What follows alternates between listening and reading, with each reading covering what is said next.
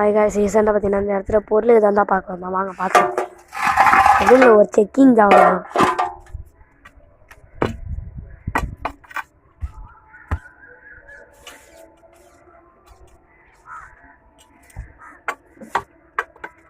இந்த இடமே ஒரு மாதிரியாக இருக்குது பார்க்குறதுக்கு. கொட்டாய் என்ன கொட்டாயின்னு தெரியல.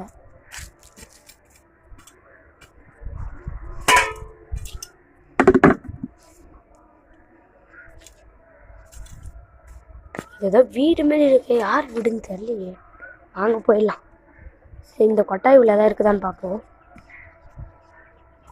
பாக்ஸ் இருக்குது, பார்ப்போம் வாங்க. வாங்க என்ன இருக்குன்னு பார்க்கலாம். என்னங்க பொம்மை?